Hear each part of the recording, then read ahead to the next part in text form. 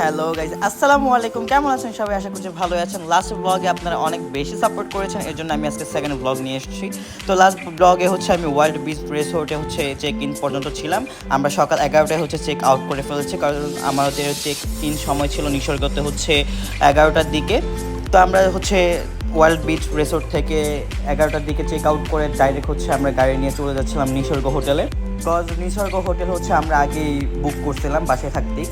তো দেখতে দেখতে আমরা নিসর্গ হোটেলে চলে আসছি। তো এখানে হচ্ছে সবাই মিলে একটু ওয়েট করছিলাম, আমরা চেক ইনে টাইম দিচ্ছিলাম। তো চেক ইন শেষ করে আমরা হচ্ছে লিফটে উঠে ডাইরেক্ট হচ্ছে আমাদের রুমের উদ্দেশ্যে রওনা করি, কারণ হচ্ছে অনেক বেশি টায়ার্ড ছিলাম আমরা সবাই, কারণ সারা রাত ঘুম হয় নাই আর ওয়াইল্ড বিচে যাওয়ার ঘুম হয় নাই। তো এটা হচ্ছে আমাদের রুম, 417 নম্বর রুম, যার প্রাইস নিয়েছে হচ্ছে আমাদের থেকে 9,000 টাকা। যেহেতু ঈদের সময় গিয়েছিলাম, অনেক বেশি রাশ ছিল। আর এই রুমটা হচ্ছে দুইটা মাস্টার বেডরুম ছিল আর একটা হচ্ছে ড্রয়িং রুম ছিল, যেখানে টিভি সবই ছিল, সোফা টোফা। তো এটা আমার কাছে ভালোই লেগেছে আর রিজনেবলই লেগেছে, বিকজ এটা হচ্ছে একটা 4 স্টার হোটেল। তো এখানে আমাদের সুবিধা মতো সবই ছিল, যা যা দরকার লাগে একটা হোটেলের মধ্যে।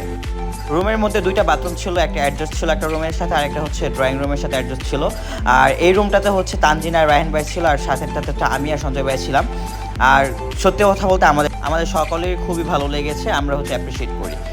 তো সেকেন্ডলি হচ্ছে আমরা এই 3 বেডের রুম নিয়েছিলাম, যেখানে হচ্ছে দোলন আপু থেকে শুরু করে তুষার ভাইয়ের মো আপু আর হচ্ছে আমার ফুপি ছিল, যার প্রাইস ছিল হচ্ছে 10,500 টাকা। তো সেকেন্ডলি হচ্ছে আমি আম্মু আর আব্বুর জন্য একটা কাপড় রুম নিয়েছিলাম, যার প্রাইস পড়েছিল হচ্ছে 4500 টাকা। তো কাপড় রুম অনুযায়ী এটা খুবই ভালো ছিল, বড় একটা হচ্ছে ড্রয়িং রুমের মতো ছিল, যেখানে সোফা সেট ছিল আর হচ্ছে অ্যাডজাস্ট একটা বাথরুম ছিল। আর সব থেকে বেশি ভালো লেগেছে হচ্ছে আমাদের মাস্টার বেডরুমটা। 4500 টাকা অনুযায়ী হচ্ছে এটা ঠিকই ছিল। এই টাকার সাথে যা যা ইনক্লুড ছিল তা আমি পরের ব্লগে বলবো। সো যদি জানতে চান আর এই হোটেলে যেতে চান, অবশ্যই আমাকে ফলো দিয়ে পাশে থাকবেন। সো যেহেতু হচ্ছে দুপুর হয়ে গিয়েছিল আর আমরা গোসলও করি নাই, তো আমরা হচ্ছে রেডি হয়ে গেছে। আমি এখানে একটা সোয়াইপ করে রেডি হয়ে গেছিলাম সুইমিংয়ের জন্য, কজ হচ্ছে এই সুইমিংও আমাদের এই টাকার সাথে ইনক্লুড ছিল।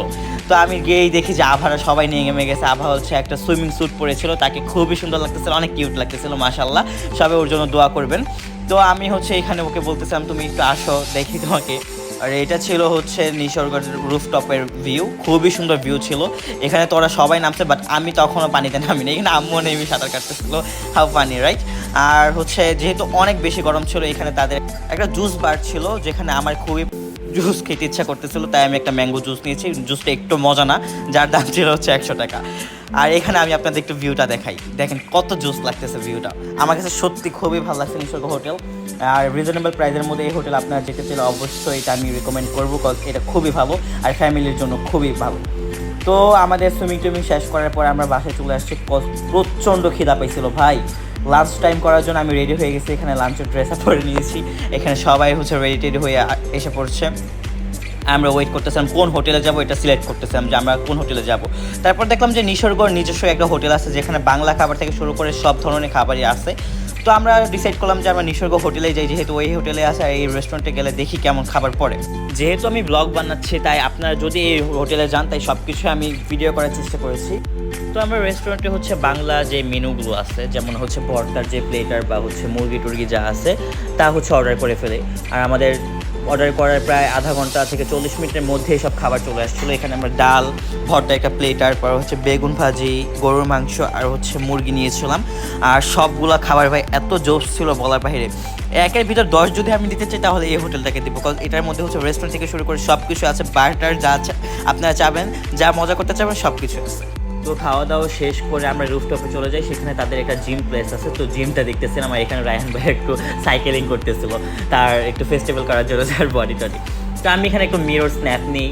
আর তারপর হচ্ছে আমি আর রায়হান ভাই মিলে হচ্ছে এটাকে কী গেম বলে আমি জানি না, এটা খেলতেছিলাম, খুবই এনজয় করছি এই গেমটাতে আমরা। তো ফার্স্ট টাইম আমি খেলছি। তো আজকের ব্লগটা আমি এই পর্যন্তই করতেছি, কজ এটা অলরেডি 5 মিনিট হয়ে গেছে। তো এত বড় ব্লগ করা আমার পক্ষে পসিবল না। তো নেক্সট টাইমে হচ্ছে পার্ট 2 নিয়ে আসবো, যখন আমরা হচ্ছে বিচে টিচে গিয়েছিলাম, সেটার পার্ট 2 নিয়ে আসবো। আর এটা হচ্ছে রুফটপের থেকে হচ্ছে সি এর ভিউটা কত জোস আপনারা দেখেন। যেহেতু বেশি রাশ ছিল, তাই আমরা সি ভিউটা নিতে পারি নাই, হিল ভিউ নিয়েছি। সি ভিউ নিলে হচ্ছে আপনাদের প্রাইস রেঞ্জটা একটু বাড়াতে হবে। তো এখানে হচ্ছে তারা টাইটানিকের পোস্ট দিতেছিল। আজকের ব্লগটা এই পর্যন্ত। যদি ব্লগটা ভালো লাগে, অবশ্যই আমার পেজটাকে ফলো করে আমার পাশে থাকবেন। ধন্যবাদ সবাইকে, আসসালামু আলাইকুম।